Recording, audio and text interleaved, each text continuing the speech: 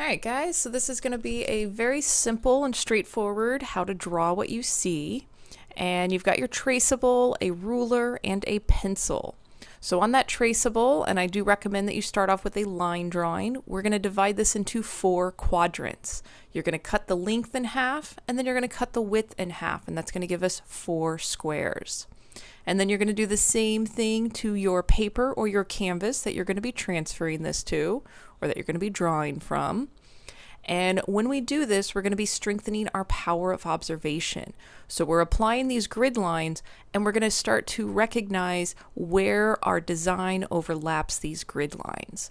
So we're going to start off first with the perimeter. So I want you to notice where they intersect the grid lines, and kind of the distance from the center, and maybe even the distance from the edges of the paper. And we're getting just kind of those lines on there first, and then we're going to connect those lines. And again, you are strengthening your power of observation. So now that we're connecting the lines, I want you to notice the angle, and if there's a little bit of a curve to it as we connect those lines.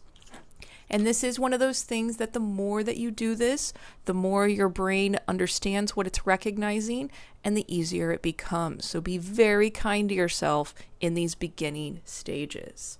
So again, we're noticing where the design crosses the grid line, how far away from the line it is, where does it start to curve, and just take it one section at a time. And it does help if you just go, I'm drawing a line. I'm drawing a line. This line curves right here, instead of going, I'm drawing a cat. Because when you tell your brain a subject matter, you're more likely to draw what you think it looks like rather than what you see. And with the grid method, like I said earlier, this is strengthening our power of observation. And if you need to erase something, totally okay. That is what erasers are for. And now as you're doing this, notice that I am holding my pencil really light. I don't want you to have a death grip on your pencil. So if you find that you're doing that, just shake your hand out and then grab and just keep light pressure. You can go over this a few times.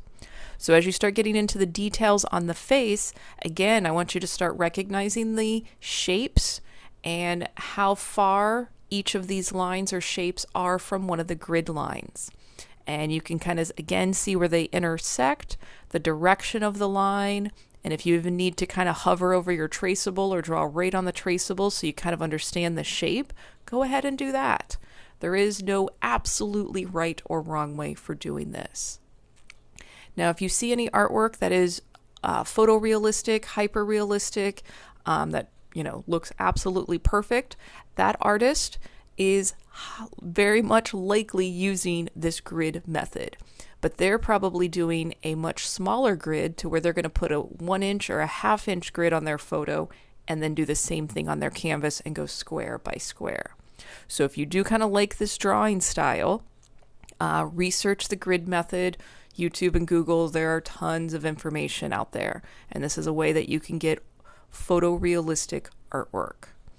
So again, as you're working on those details, notice where the line overlaps, the design overlaps the grid lines, and just kind of the general shape. And again, be kind to yourself. You're doing great. I'm so proud of you for doing this at home.